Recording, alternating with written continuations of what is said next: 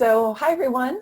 I'm Maggie Ostara. I'm delighted to be here and to be connecting with you today. And my friend and mentor, Karen Curry Parker, and is being, uh, I was going to say divinely, I will say divinely supported by Cindy Hurley, who is our tech support and all around champion supporting us in the Understanding Human Design community. So I'm delighted to connect with you today about discovering 3 superpowers in your human design chart. And this is something that everybody has. And so I want to talk to you about them. And I want to start out just by thanking you for taking the time for being here today. I know that, we're all busy, even in the midst of a pandemic. We're still busy. We still have a lot of things that we can pay attention to. So I really appreciate you being here and you taking the time to participate. And I just invite you to, turn off the sound on your phone, turn off notifications, give yourself the gift of full attention for today. I also encourage you to take notes because when you take notes, it really helps you to take in, absorb, digest, and retain the information. Otherwise, what's so easy is information can just wash over you and it'll wash right out of your awareness by, this afternoon if you don't do that. The other thing that I know I'll be asking for later on today is just your main 2 takeaways from our conversation today. I always like to have time at the end to connect with you and to answer questions that you have, hear your comments. I do invite you to go ahead and even as we're starting now, put in your name and where you're from in the chat. Let us know your human design type. Let me know if you have any specific questions, and then be putting in comments as we go along, comments, questions, ahas, that sort of thing. And I will definitely have time to read them later, but I'm hoping that I'll have time to take a look at them at the end of our hour together today. So, it's one of the ways that you can really increase your absorption and digestion, and then you're retaining the information and integrating it into your life when you actively participate rather than passively having this going on in the background, which is what so many of us do these days. So yeah. All right, so let me just see. Yep, that was basically what I wanted to say as by way of introduction and logistics. And so I wanted to share with you that, I have been in I guess I would just call it the wheelhouse or the space of consciousness for my whole adult life for a good 35 years in a variety of different venues with different topics, with different populations. I've been teaching about that long also. And human design is the most helpful map and guide to spiritual growth and to what I call, what we call your soul curriculum or your evolutionary path that I've ever encountered. And I've encountered a lot. I mean, I've looked at a lot of different systems. I've used different systems. I've worked with many different teachers over the years, and I've found value in most of it. To be honest, but there's something about human design that really stands out to me that is different than with other systems. And so depending on your experience with human design, some of what I share today may feel familiar to you. The topics may feel familiar, but I encourage you to really have an open mind and to be receptive, because I hope that there are new ways that I'm talking about even the familiar that may open up new possibilities for you. And if you're not as familiar with human design, then this may provide a different lens that you might get from other places that can help you understand why human design is so important and how it can really help empower you in your life. Human design provides a lens through which we can see ourselves differently, through which we can see each other differently, and even how we can see our world differently. Our perception really impacts what's possible for us. It impacts our horizon of possibility. Yes, outside forces do impact us for sure, Bad things happen to everyone, so-called bad things, right? Happen to everyone. I mean, we are at this moment in time living in the midst of a pandemic. We are also living in the midst of dramatic uprisings for social and racial justice that are happening not just in the United States, but across the world, which personally I find very exciting, but they're responding to very difficult, brutal things that have been happening in the United States for a very long time. And so all of these things are true. And you know, the family that you were born into, the communities that you've been a part of, whether or not you're white or a person of color, whether you identify as a man or a woman or a non-binary person, what your sexuality is, all these different intersectionalities will impact your experience and your horizon of possibilities and how you will be treated in common culture. Absolutely. I'm not trying to diminish the significance of any of those things. And at the same time, we are, in my worldview, we are individual expressions of God, of the all that is, of spirit. And as such, we have a very powerful ability to understand our world through our perception and to create our experience with how we feel about things, how we understand the lenses that we use. And so human design provides us with what I think of as a very deeply empowering point of view that can ignite a whole new way of participating in life. And it certainly did for me. So I'll tell you a little bit about myself in a moment, but I want to give you a couple of examples that are historical examples that I hope will help you to get why this is important, okay, or can give you some perspective. So the first one, I was thinking about this over the last few days as I was preparing for this presentation, and I was thinking about the 4-minute mile and how for about 70 years there were attempts to break the 4-minute mile. There was this idea, you know, that there was a time where it wasn't even certain that human beings would be able to run faster than 4 minutes in a mile. And it wasn't until 1954 that Roger Bannister actually was able to break the 4-minute mile. And he did it by like a quarter of a second, okay? And so it wasn't by a lot. But then within just a few months and then within a year, a number of people had broken the 4-minute mile. And now over 1,000 people have run the mile in under 4 minutes. And so what was perceived as a limitation, a physical limitation, and there were different scientific theories that were put out about this, proved to be a mental limitation. And Roger, I love this story. I was just reading about him this morning. Roger Bannister actually was an outlier.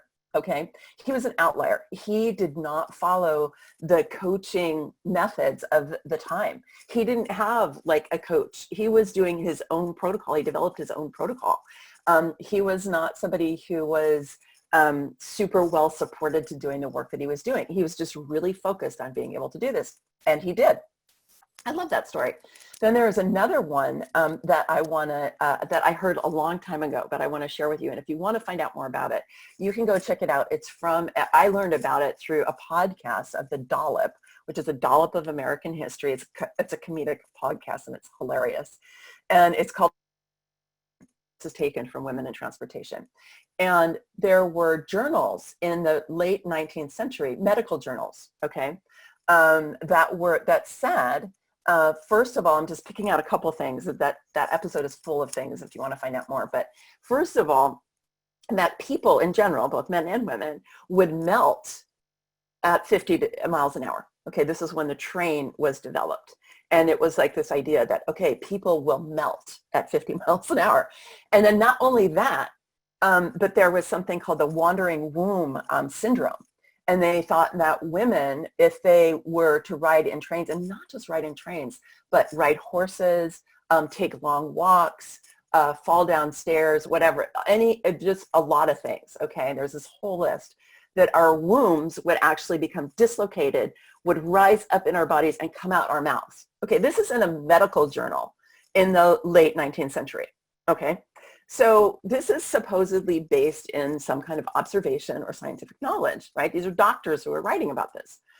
Now, we know that medicine changed a lot in the 20th century, but my point is that this was a mindset.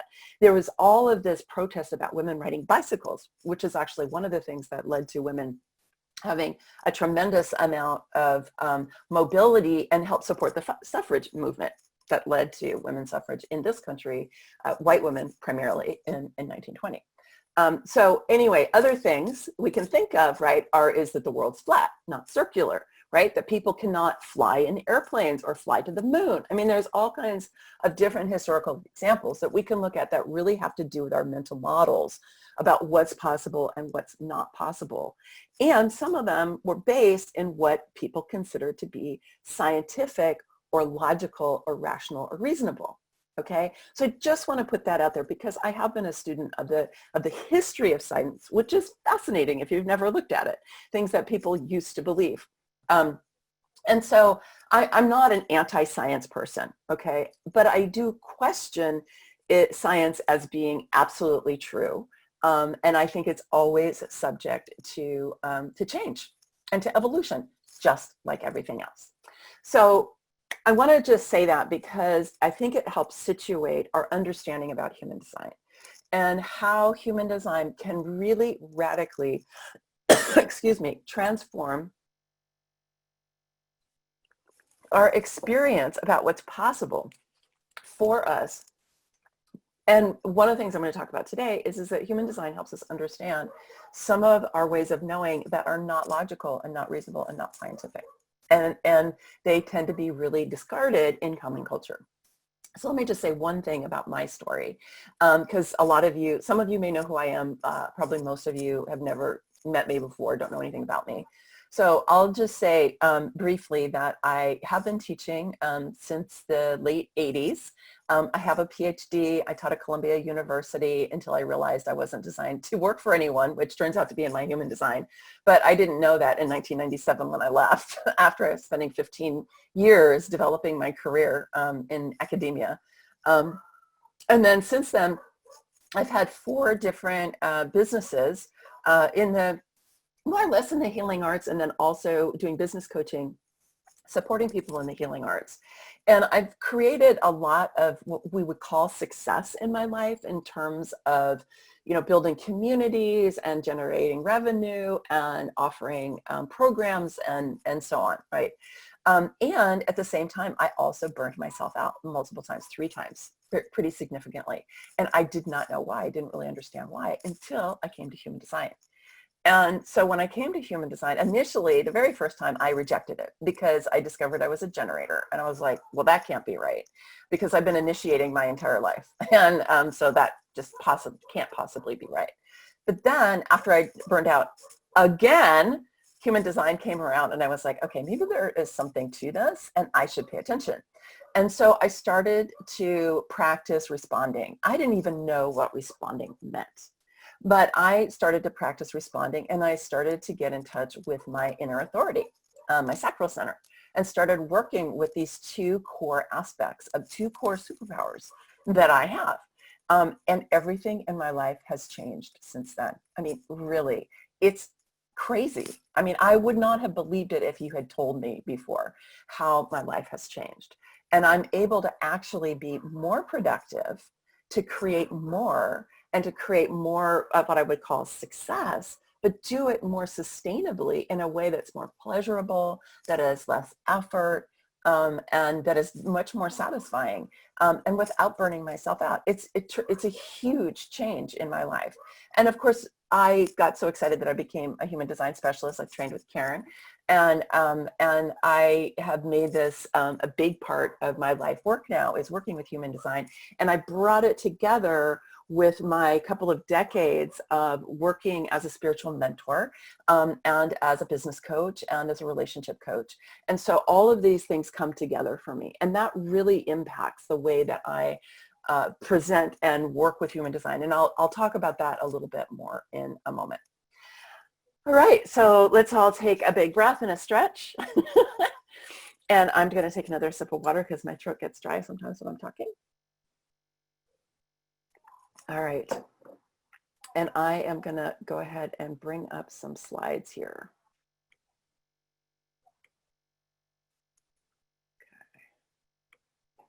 All right. So our topic today is discover 3 key superpowers in your human design. And my website is sovereigntybydesign.com. I always like to show the human design mandala at the beginning because of all of my classes, and I do teach on a regular basis, because I like to affirm and remind us all and let you know, if you haven't heard this before, but if you're in Karen's community, you probably have. I learned this from Karen, that we all have the entire chart. We all have access to all of the energies of the chart, and we have all experienced all of the energies of the chart. And that includes the 9 centers, the 36 channels, the 64 gates, and everything that you see here in this beautiful mandala. The one thing that changes is how we experience those energies. And I'm going to talk a little bit about that today, whether it has to do with our definition or our openness or our circuitry or our profiles, which I'm actually not going to talk about today, but that's another piece that significantly impacts how we experience these different energies. So I know some of you may need to go before the end. I just want to let you know about a couple of things that I have available for you. This is free access to a resource library that I have. And it is filled with videos and articles on human design. I'm currently teaching a series on superpowers of the human design types. There's a couple of those that are already loaded in there. As I teach them, they will continue to be loaded in there. There are ones on resiliency. There's some about social justice and sovereignty and human design. So there's a variety of different videos in there that you can peruse at your leisure. And then also the articles. You'll also, if you decide that you want to go ahead and register to gain access to that, you'll also be on my list to be the first to get my new, excuse me, quiz, which unfortunately I didn't get completed for today. I hope that I would. It's what's the number 1 factor in the way of your superpowers? And so I will send that out to you as a member of my community as soon as it's done. I hope it'll be done by the end of next week or the week after. So we'll see. And then the other thing I want to just let you know, and I'll talk more about this later, but is that I do have a program that I taught earlier in the year that I'm just opening up again, and it's available as of today. It's called Activate Your Superpowers. And you can go check it out if you want to at this URL. It's sovereigntybydesign.com/AYSP-program. And Cindy, if you could actually put that in the chat, that would be great. The other one is sovereigntybydesign.com/resource-center. And then this one is /AYPS for Activate Your Superpowers-program. And I'll tell you more about that towards the end, but I just, in case you need to learn early, I wanted you to go and be able to check it out. Although I do have some special things for you if you stay on till the end that you'll know about, like a coupon code and other things.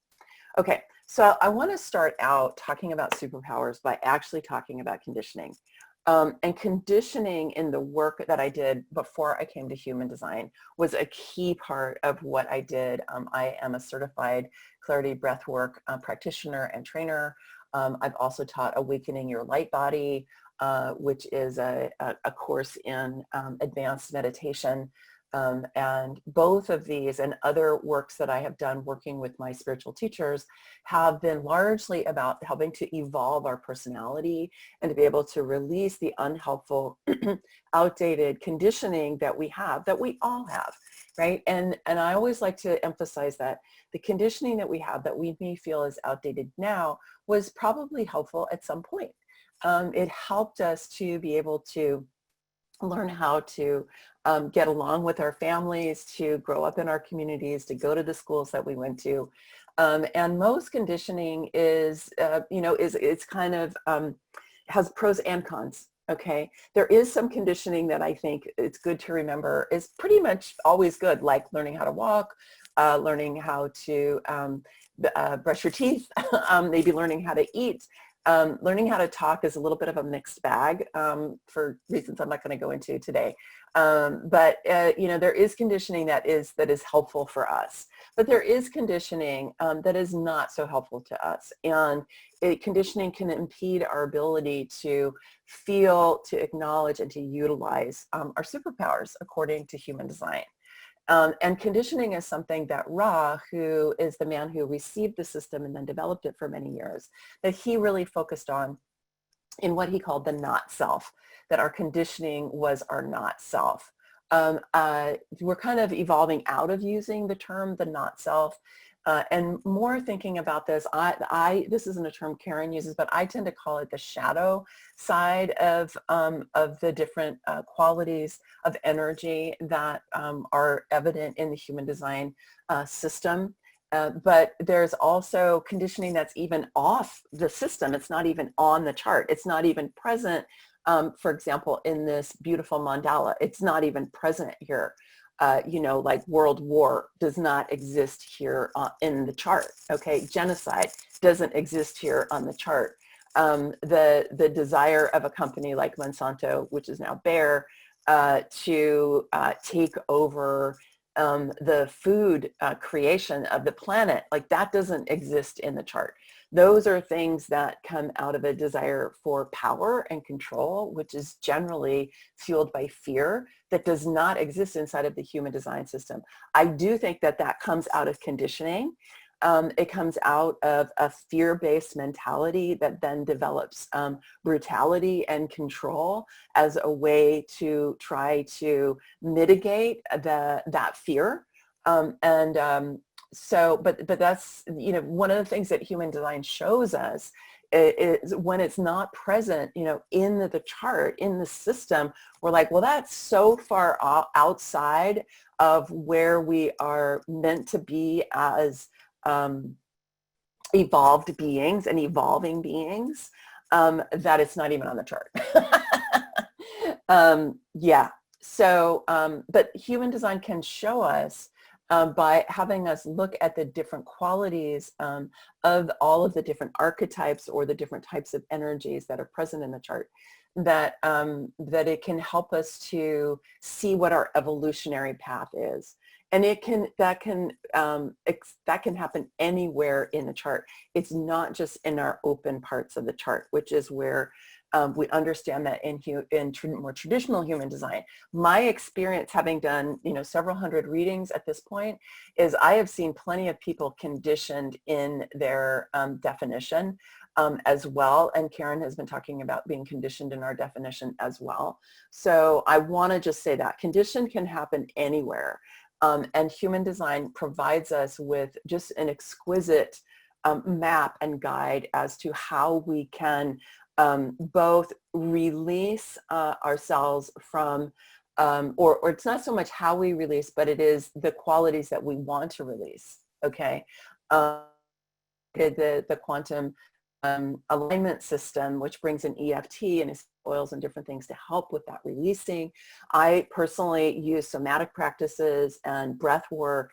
I have a different way that I help to release those, but I'm completely in alignment with Karen that we need to bring in other types of practices to help us to actually release the embedded conditioning that we have in the cells of our body. Okay, so having said that, let me talk about these 3 superpowers that everyone has. So authority is one, okay?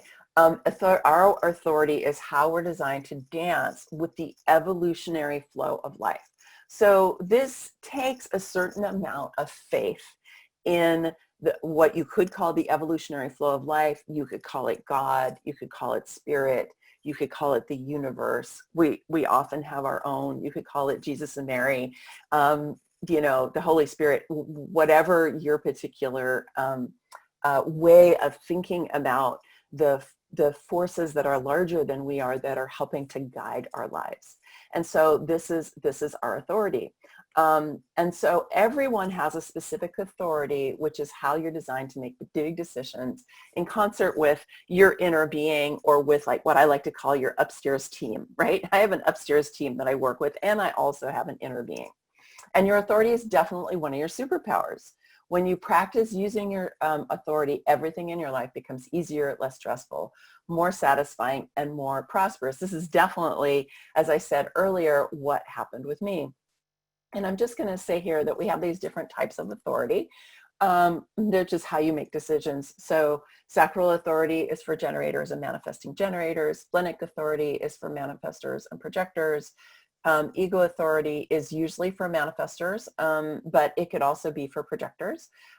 Self-projected and mental projected are for projectors, and lunar are for reflectors.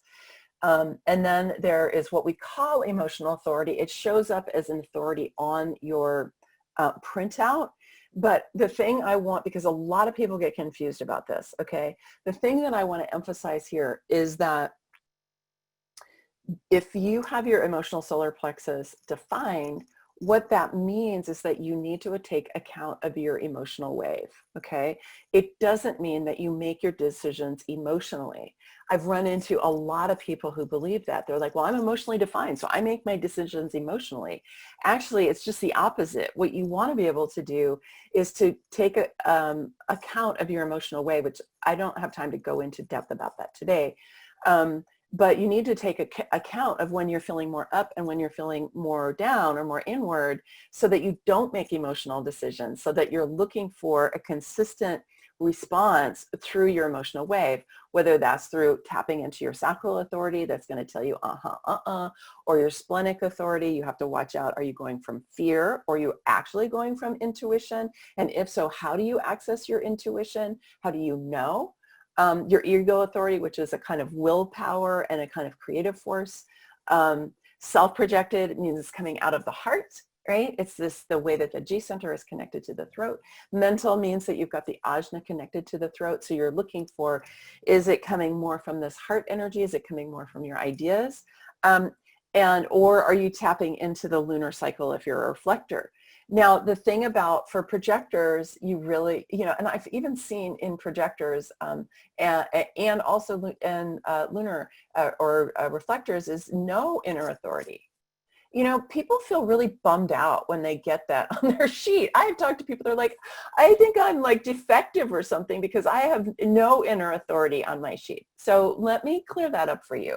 Okay, this is really my understanding. It's not that you have no inner authority. It just means that you don't have a sacral center defined. You don't have that splenic center defined. You don't have your heart center defined. Okay, and so you're needing to tap into your inner wisdom in a different way. And this is where circuitry can really help, whether if you know, and I'm going to talk about circuitry a little bit later, like if you have the knowing circuit, if you have the sensing circuit, right? There's other ways that you can get information. And very often, specifically for projectors, you have this through talking things out. I have a friend who was a client, who's a good friend of mine now, who's a projector. And when she came to me first to do breath work, we did a lot of breath work together over about 18 months. Did like 30 sessions together. And when I started talking to her about human design, and I told her that she needed to talk things out to reach her own inner understanding, I realized that that's actually what we had been doing during our breathwork sessions, during the talking part of that. She had very often really needed the experience of talking things through, and she often got to her own conclusions by doing that. And I was a high quality listener for her. I was really listening. I was really paying attention. I was asking her clarifying questions. I was reflecting back to her to what she said, and she was able to come to her own conclusions. Every once in a while, she would ask me what I thought about something, if I had an opinion, and I would sometimes give them, and sometimes I would say, have you thought about this, or have you thought about that? But we really came to understand, and when I brought the insights from human design in, we could really see how this was active for her. And before, she had thought, because she had been conditioned to believe that she needed to do things in that logical, analytical, strategic type of way, right? She needed to plan everything out. She needed to get all the data. She needed to analyze all the data. She needed to ask other people's opinions and have them tell her what to do. And then sort through what she thought was right. Like that was the way she thought she had to do it before. And you can see if that resonates for you, because that's the way most of us have been trained to make decisions. But she discovered that no, actually that wasn't the case for her, that she could rely on, even though supposedly she had no inner authority, she could rely on her inner wisdom in a different way, but she needed to talk it out. She needed to talk it through, and she needed the witnessing of a high quality listener in order to do that. And so your superpower of your authority depends on what your type is. It depends on what your particular type of authority is. But the thing I want to say is every single person has an authority. Okay, you all have an inner authority. And it is never, not ever logical and about strategy and about analysis, because that's all in the ajna. It's all in the head, it's all in the upper chakras. Okay, it's really all in the ajna. And what we think of as the head in kind of common culture, but in human design is the ajna. It's not about that. And so you want to be able to get in touch with these other parts of your being and work with that. And like I said, I've seen a lot of people confused about their authority, and then also many people not use their authority even though they kind of know what it is. Like I did a reading for a woman who knew her type, knew her strategy, knew her authority, had known for a couple of years. And I said to her, I was like, okay, great. So tell me, how often do you ask your sacral when you're making decisions? She said, oh, maybe a couple times a month. I was like, oh. And I said, how often do you use your strategy in your life? And she goes, well, maybe once a week or something. And I said, well, you know what? I use my strategy all day, every day. I start out my day with my strategy. Whenever I'm considering shifting from one thing to another or creating something new, I always use my strategy. And I also use my authority pretty much every day. And to her jaw kind of dropped open. She was like, really? I was like, yeah, really. I said, really? And I don't say that to make myself great or something. It's kind of the level of surrender that I have agreed to with my inner authority and with my upstairs team. And it's been hugely, hugely beneficial for me. So this is absolutely a superpower for you. So you can ask yourself, you might want to put in the chat, how familiar are you with your authority? Do you know what your authority is? Do you know how to really use it correctly? Do you use it on a regular basis, right? And do you believe it? Because a lot of times people, because we've been trained, we've been conditioned to believe that we have to be logical and strategic and so on, that we don't actually use it. So go ahead and pop that in the chat or put it in the comments on Facebook. Okay, so superpower number 2 that everybody has is your definition and your openness. Okay, now let me just reiterate, everyone has all of the energies in the chart, okay? Everyone has all of the energies of the chart. So if we just look at the mandala again, we'll see this is the entire body graph, right? These are all the gates, okay? All the hexagrams. We all have access to all of these energies, and you have experienced all of these energies throughout your life, okay? And the definition and the openness are qualities of energy and how we experience them. Now, what's different, depending on your own body graph, is what are the parts that are colored in, okay, right? And so here we have a mental, mental projected projector, okay? And then over here is we have a 4 motors generator. These 2 people are going to experience their lives very differently because of their definition. At the same time, both of them are going to experience the entire chart depending on who they're around. Now, when these 2 people come next to each other, this projector is going to get a huge boost of energy from the 4 motors of this generator, right? And this generator is going to get a whole bunch of ideas that are going to be coming in and downloading from this projector over here, and is also going to get an even stronger sense of the, just they're going to get their throat, actually they're both going to get their throats defined by coming together. Their sensing circuit is going to come together. So this is one of the beautiful ways that we come to understand ourselves in relationship with other people through human design, is to go, oh, well, when we put our two body graphs together, all of a sudden everything changes. This is why I love to do relationship readings, because a lot of times we don't really understand, wow, why do I feel this way when I'm around somebody? You know, why do I feel so wonderful? Why do I have so much energy? Why do my thoughts flow so readily? Or sometimes it's like, ooh, why do I feel so kind of icky when I'm around this person? Like, what is it? Because it's usually because of their conditioning. Okay, and you're picking up on their conditioning.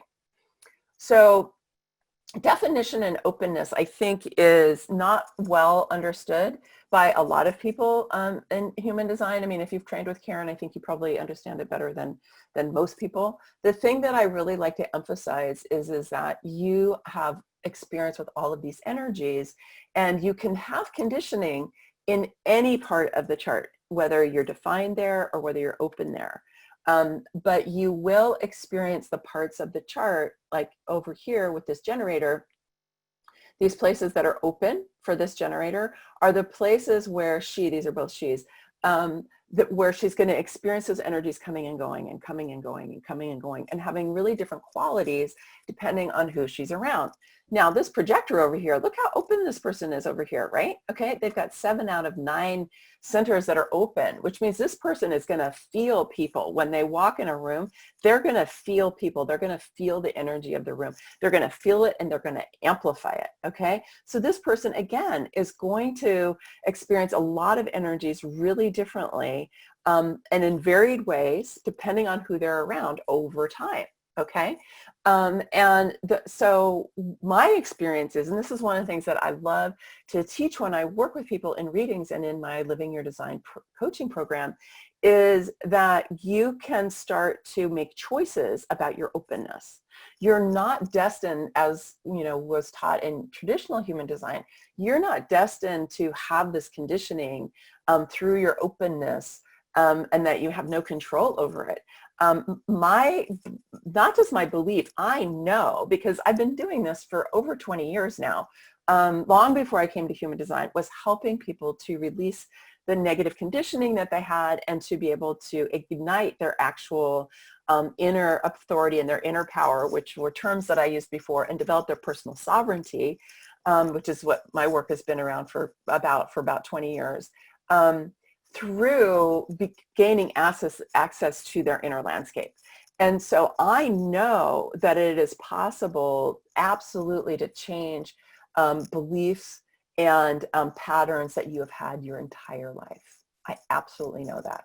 I know that you can change beliefs and patterns that you inherited from your ancestry and that you brought in with you through other lives, because I have experienced it and I have supported clients through that over the years. I absolutely know that. One of the reasons I chose Karen as my mentor is that she believes that also. And I was like, oh, okay, I've got a match in terms of my overall belief system with somebody who is teaching human design. And so when we talk about your definition and your openness being your superpowers, there is what I consider a really evolved way of understanding that is different than the way it's often taught in traditional human design. And this is one of the things that I love to work with people on. I'm just looking at my time here. Okay, so circuitry is a third superpower. Your circuitry is your overall orientation to your energy and how and how it. I love that. Okay, I have a little typo there. Our overall orientation to our energy and how it operates inside of our system, and also the qualities of energy that it gives us. So I'm just going to show you really briefly. This is actually taken from I have a whole class actually on each of these superpowers in my Activate Your Superpowers program that I told you about before. But there are 3 main circuits that run through the human design chart. So this is the individual circuitry, and they all have subcircuits as well. So I'm not going to go into all of that definition, but the individual circuitry, I have primarily individual circuitry. When I learned this, and helped me understand why I was such an outlier and have always been such an outlier. And for example, why I couldn't stay teaching at Columbia University. I mean, I had a really prestigious job. I was the director of women's and gender studies at Columbia University. Woohoo, you know, I mean, like, who wouldn't want that job? Well, I just realized I wasn't designed to work for anyone. Well, you know what? Because I have a lot of individual circuitry.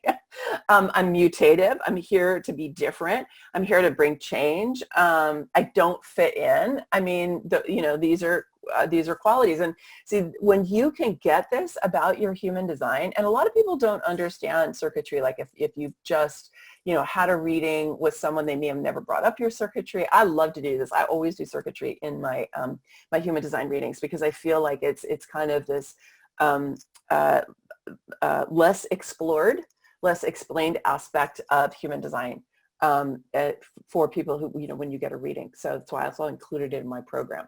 Okay, so there's also tribal circuitry, which is transforming at this time, but it's a lot about belonging, what you might think of in terms of wanting to be a part of a tribe. I also have some tribal circuitry because I do like to belong. I like to be a part of a group. It's also about reproduction and sustainability, value, family, education, and resources.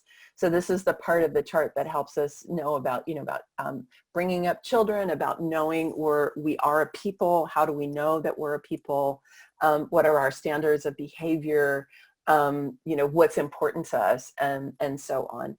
And then there is collective circuitry, and logic and science live here. And this kind of cracks me up, actually, because we've got, on the one hand, logic and science and analysis and the scientific method, and all of that. And on the other hand, we've got sensing and intuition, and you know, our felt sense and our sensuality, and they seem to be so kind of at odds with each other. And I have done a number of readings of people who have quite a bit of these two, and it creates for them what Karen calls a conundrum, a conundrum, because they're kind of different energies. You could also see a conundrum between people who have a lot of tribal circuitry and a lot of individual circuitry. Like, on the one hand, they're here to be different. They're here to bring change. They don't fit in. On the other hand, they want to belong. They want to be a part of a group. They want to be able to pass on things that they've learned. You know, this is one of the ways that circuitry can really help us understand who we are and how we're wired, and what gives us the propensities that we do to operate in certain ways. Now, I had a client that I did, actually a friend and a client who I did a reading for not too long ago, and she has a tremendous amount of the sensing circuit, which is the part that has to do with felt sense and embodiment and feeling through the body, knowing through the body, and also the knowing circuit, which is part of individual circuitry, which is up in this circuit. And almost none of the logic circuit, okay, or the pattern circuit. But she, like most of us, had been highly trained to make decisions with her head, to figure things out, to get all the data, to analyze, to plan. And it was killing her. It was really kind of killing her. Like, I could see in her face the kind of like this kind of a face around trying to do that. And of course she had learned to do it because she was conditioned to do it. And she does have the logic circuit in her chart. She just doesn't have it defined. But what's much easier for her is to be able to tap into her inner knowing from the knowing circuit and into the felt sense in her body and her body wisdom.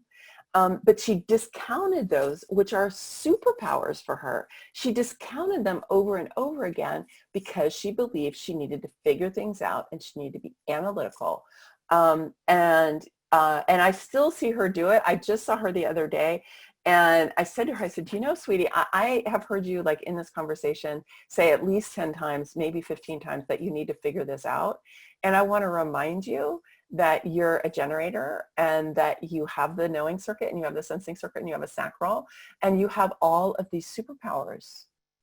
You have all these superpowers, and you're not using them. She just kind of looked at me like this, and she was like, oh yeah. I said, yeah. You don't need to do that. You're suffering unnecessarily. she just kind of laughed. We both kind of laughed. And so then what we did was we developed a bunch of generative questions that helped her get out of that and did some prayer, which is another thing that you can do when you have these other kinds of circuitries. Do a lot of prayer. Ask your upstairs to help you, and they will. So let me just see. I think there was another story. Oh, I wanted to tell you. Oh, yeah. There was another client story I wanted to tell you. This is not so much about circuitry, but I'll just leave the slide here for right. Well, actually, this woman does have a lot of individual circuitry. She's a manifesting generator. She has a lot of individual circuitry. She's also a 1-3 profile. And she had been really, I want to use the word demonized, but judged, let's just say judged in her life by the idea that she couldn't settle down on one thing, that she really likes to, anything she gets involved in, she wants to learn, right, which is her 1, right? And then her 3 wants to take her and experiment with all kinds of different things. She had a couple of human design readings from a professional who basically told her is a little more traditional human design. And he said, well, you're just going to learn through making a lot of mistakes. And, that was a really heavy thing for her to hear. You're just going to learn through making a lot of mistakes. And I said, well, I guess you could look at it that way. And I said, I think of it as you like to experiment. Now, this is a woman who has a greenhouse, who is constantly experimenting with all of the different seeds that she has. She's making biodynamic teas for her garden. She's, well, it's not even garden. Well, it's a big garden. She loves to experiment. And yes, do some of the seeds not grow? Absolutely. Do gophers get some of the plants? Absolutely. Like, all that happens, but that's not mistakes. That's just part of what happens when you're experimenting with things. Plus, she loves to multitask. She likes to have lots and lots of different projects. And she had been really judged in her life for that. And I was like, honey, you're a manifesting generator. You are going to be busy, busy, busy, busy, busy. She's also been told, she has a 3420, so she's like among the busiest of the manifesting generators. She'd been told she really needed to slow down. She needed to do one thing. She needed to pay attention. I was like, honey, that is a superpower of yours. Your ability to multitask, your ability to do multiple projects, your ability to do things with speed, your ability to experiment. I said, all of those are superpowers for you. Plus, she has individual circuitry, which makes her even more, wanting to, in order to bring change, you have to try things out, right? You're not going to get it right the first time. You're going to have to experiment. Okay. Let's all take a stretch.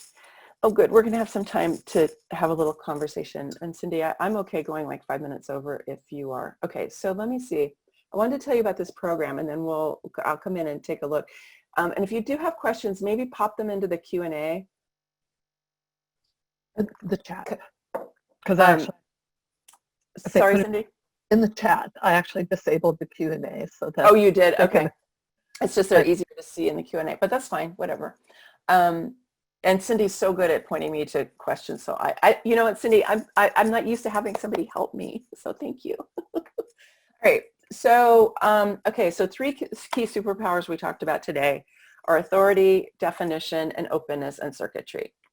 Okay, so in the course that I was telling you about the Activate Your Superpowers, we also talk about all the parts of the human design chart, the types, the 9 centers, including a whole class on the motors and the motorized throat. So it's not just the centers, but it's specifically about the motors and why they're important and how that connects to the motorized throats. The incarnation cross, the profiles, the lines of the hexagram, the 3 primary circuits, and the art of reading the chart. So this is a great introduction to human design if you haven't, done an introductory class. It's also a great class for those of you who really want to focus on igniting your superpowers, where you really want that kind of a lens for understanding human design. It includes 10 classes that are delivered via video trainings. It includes audios, slides, and worksheets. And then I'm doing Q&A sessions once a month between now and the end of the year. So you can do this at your own pace. When you do register for it, you'll get the first class, and then you'll get another one every week for 10 weeks. And then we do a Q&A once a month. So you can bring any questions, any coaching questions that you have. And those, when I taught this class earlier in the year, people found those extremely valuable, of course.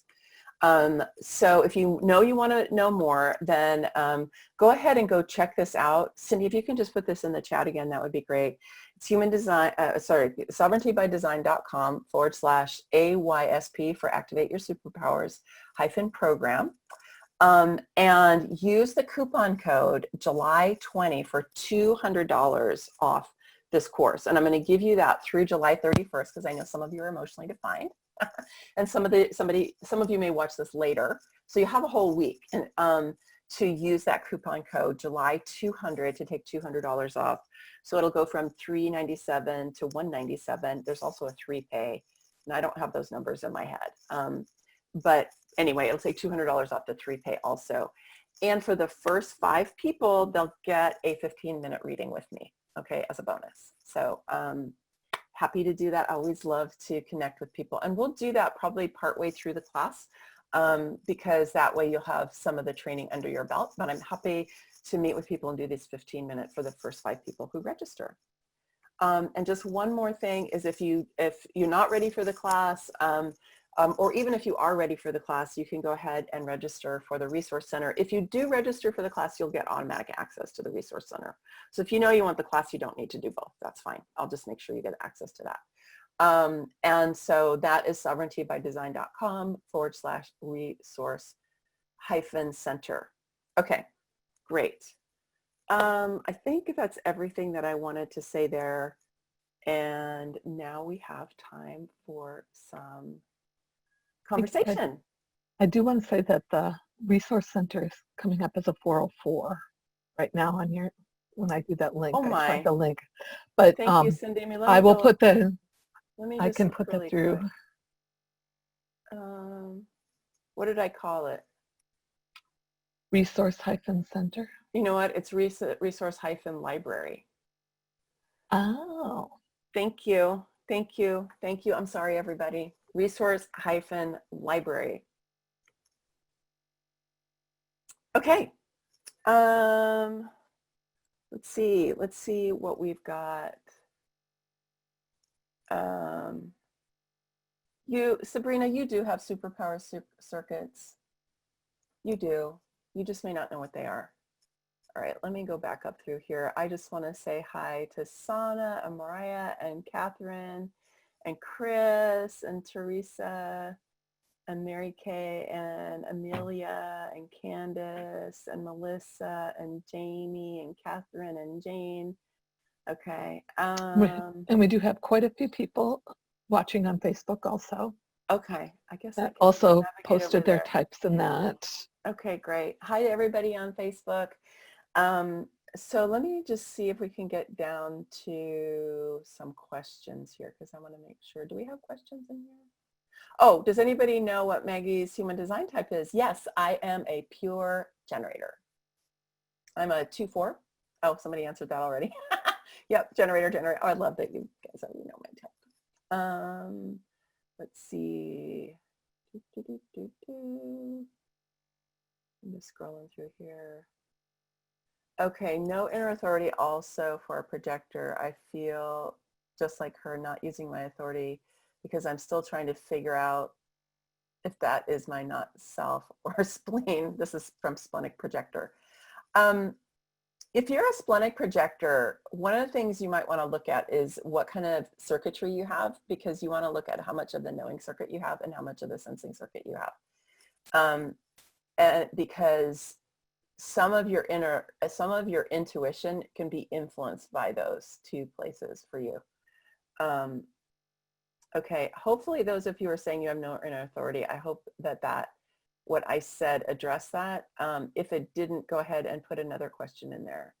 I second guess my knowing and sacral all the time. I just have always known where to move, how to go. Others don't get that. And I second guess myself and try to do it by the rule again. Sacral defined. Yeah, well, Sabrina, I would just really encourage you to take small steps around using your knowing and your sacral.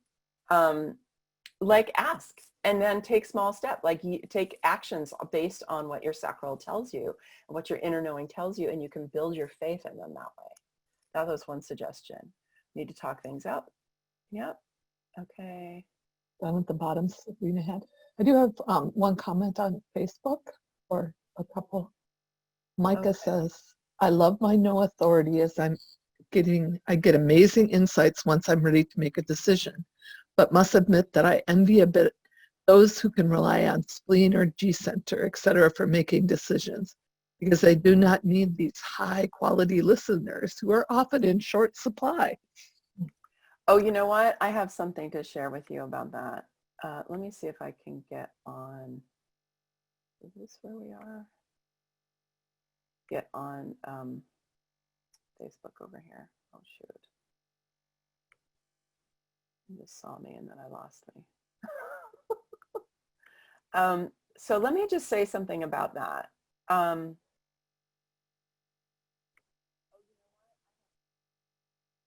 Oh no, I'm hearing myself. That's not good.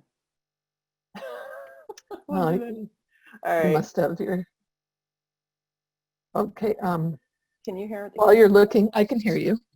Okay. While you're looking, Mary Elizabeth on Facebook Wait, says, let me respond to that one question of, okay, or that thing that people are saying about the being jealous of about having needing a high quality listener. So I had actually somebody who took my Activate Your Superpowers class earlier this year, and she was a medical doctor. She's retired now, but she was a medical doctor and she's a protector. And so she was highly trained, as you might imagine, into being logical. And so she lived her life that way a lot. And I talked to her about this thing about, talking things out, and asked her what her, what her experience about that was like. And she said the same thing. She goes, well, I don't really have a high quality listener around. My husband doesn't know how to do that. He always wants to give me advice. And I said, well, you could try training him. Or just telling him what you need. Just tell him what you need, and he might be very willing to do that. He wants to help you, right? And so, men, they like to give advice, but it doesn't mean that they're not capable.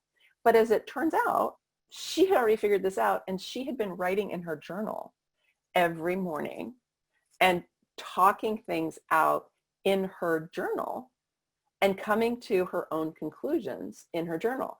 And I said to her, and she goes, but do I need to talk to people? And I said, well, here's the thing. I said, does it work?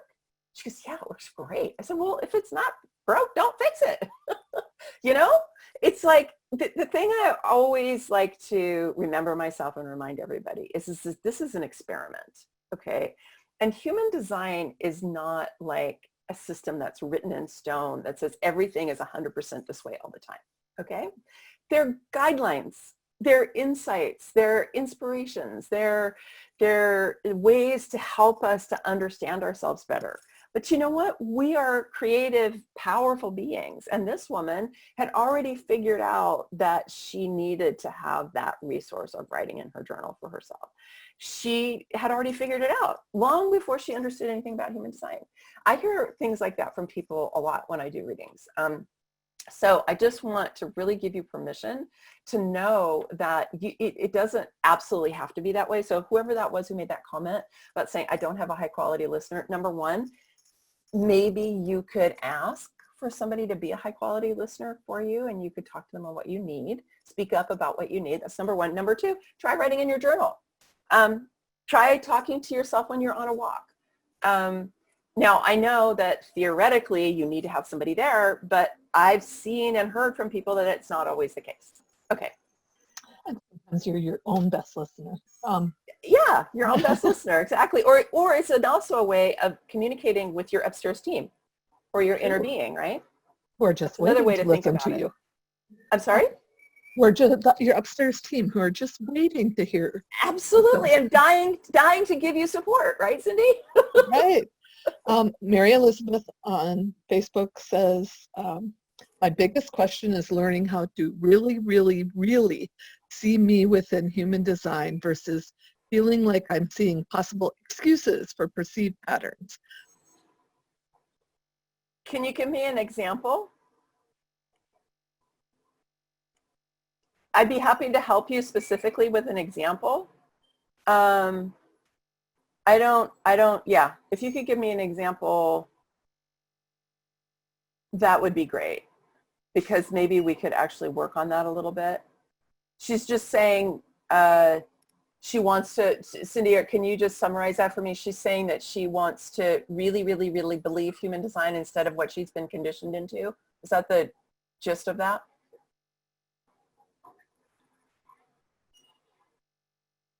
Oh, goodness. Cindy just lost her power. Okay. Well, I guess I'm not going to, let me see if I can find it over here in the questions myself.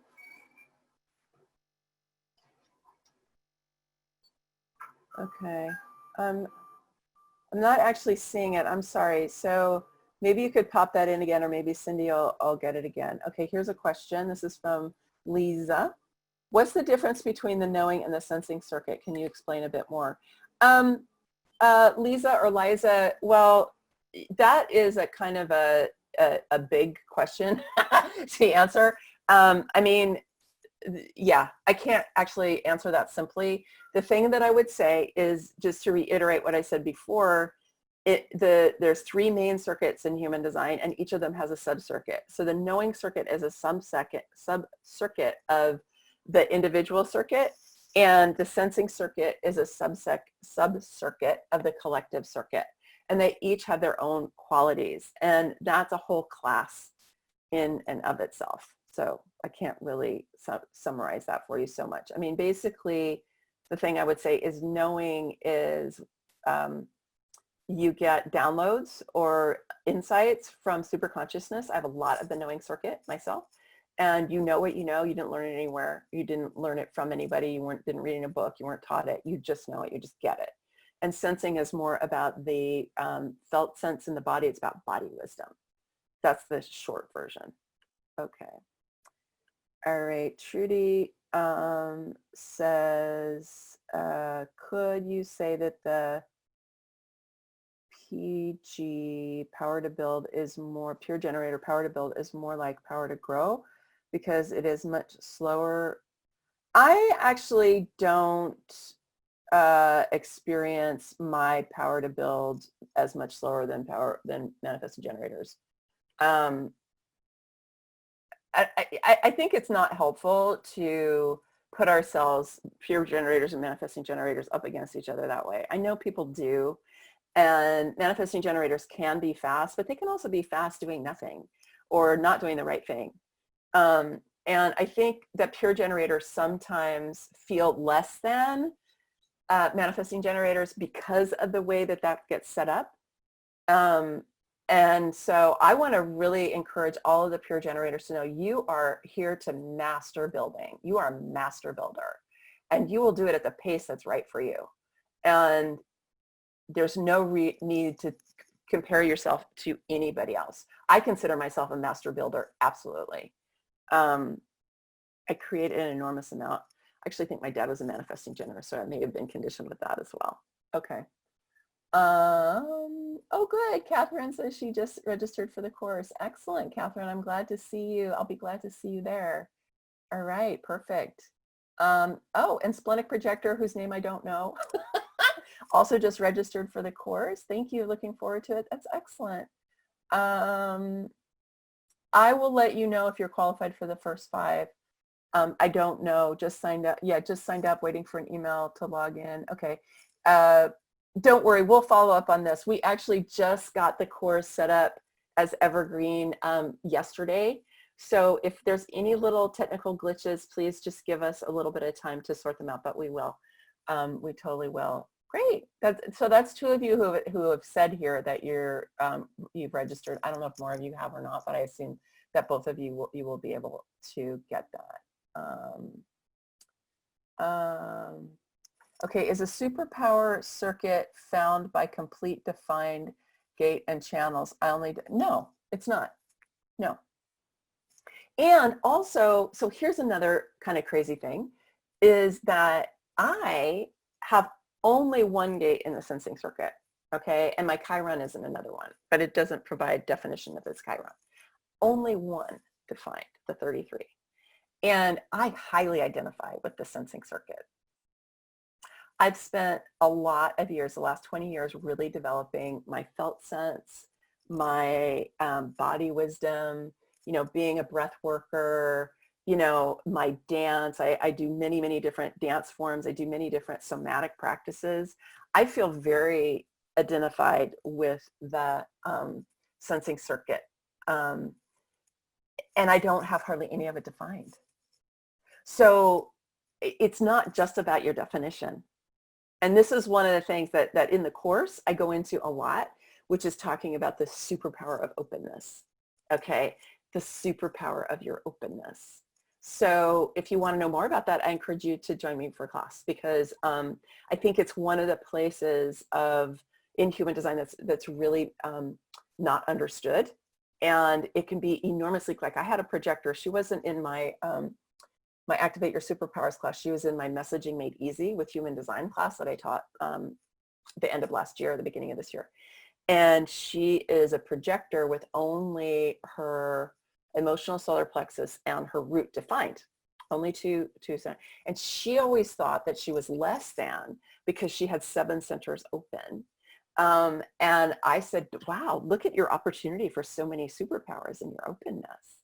I said, you need to start taking a look at the qualities of all of these different centers and seeing what you identify with and what you've built over time, where your wisdom lies. And it completely changed her whole understanding about who she is, about what's possible for her, about her you know, her superpowers and everything. So there's so much that you can get when you start to understand the superpowers of your openness.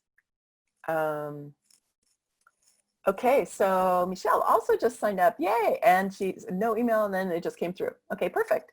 All right, excellent. Yay. I'm glad that you're signing up, everybody. I'm happy to be connecting with you. Excellent, excellent. Anybody else have a question? We are winding down here. Oh, we're over the hour. I know usually Karen keeps it to that hour. Okay, so we have a couple questions here on Facebook.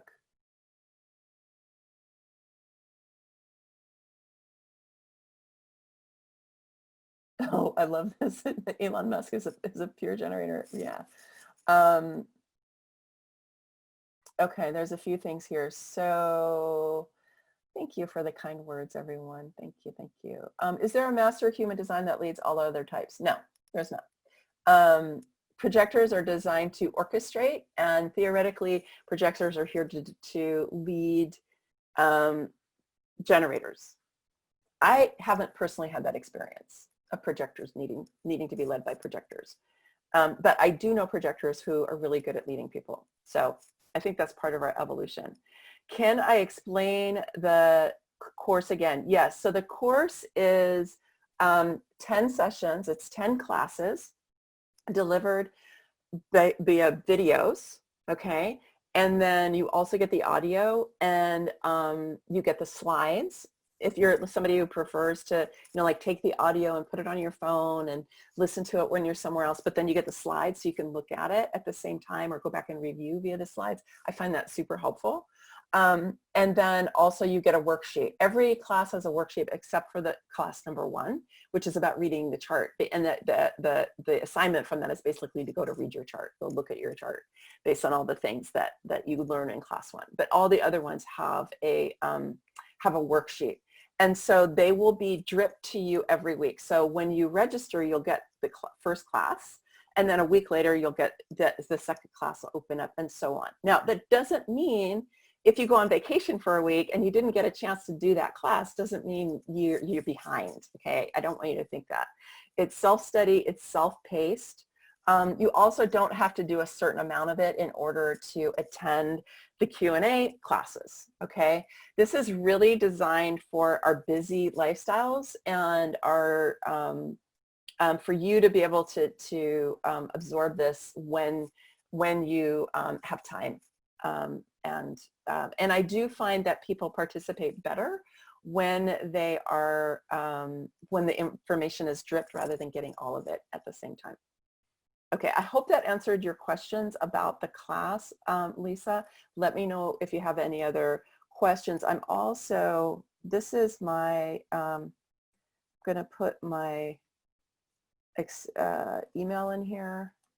That's in the comments in Facebook, and I'll also put that in the chat.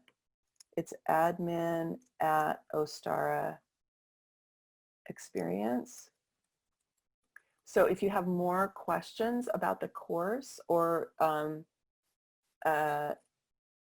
yeah, okay, Gigi was just asking for it. Okay, yeah. So it begins now. It begins as soon as you register. Okay, it's on demand. Okay.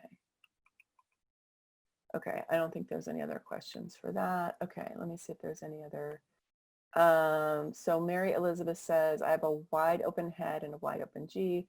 I guess, how do I know what I know or what to believe about myself when my only defined centers are ego, sacral, and solar plexus? Maybe my example question is, do I prefer to be alone some days because of something in my design like individual circuitry, or is it something in my not self telling me I prefer to be alone? Well, here's one thing I'll tell you. You only have 3 centers defined, which means you have 9 centers open, Lisa. That means that you're going to want to have time alone because you're going to want to drain everybody else's energy out of your field. Okay. Because if you have that much openness, you need time alone. So I can tell you that right there. Then you want to learn how to ask your sacral. Okay. And you can only ask your sacral yes, no questions. You can't ask it, do I prefer this? Or, you know, I mean, you could transform that into something else, but yeah, I hope that answers your question. Let's see here. So Rim says, I would love a reading from you, but also love the outline of the course. I'm getting used to not taking a decision right away, but waiting 24 hours. Good. For any decision making because of my emotional ways. So this makes sense. Absolutely. Yeah, it does, especially if you're emotionally defined. You know, I think sometimes people get an immediate yes for something and they know themselves well enough to know, or an immediate no, and they know themselves well enough to know. If you want to learn more about the course, go and check it out here. sovereigntybydesign.com / activate your superpowers program. There you go. So that has the whole outline rim of the course. You just need to scroll down the page. All right, I think I got to everybody's questions. If you have questions about the course, feel, oh, Catherine says the new platform is working perfectly. Just got the welcoming email. Oh, yay.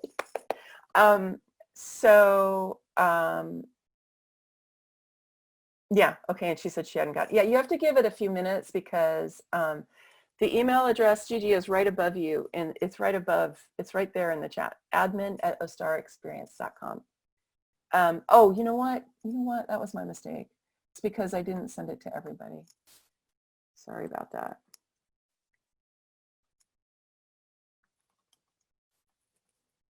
Okay, yeah, so email me if you have questions about the course. Go check it out. Go look at the registration page. It's got a lot of information on it. And I do want to let you know, it's geared a little bit for challenges around business, but it's really for your whole life. So don't let that throw you off. All right. Well, thanks for everybody who stayed on Facebook and and on Zoom. I really appreciate it. It looks like, let's see, there's one new comment. I checked it out actually and love it. Just waiting for my sacral. Okay, perfect. Good. All right. Yep. The only thing I would say, Rim, is that if you're one of the first 5, you do get that 15-minute reading with me, and there is a 30-day guaranteed.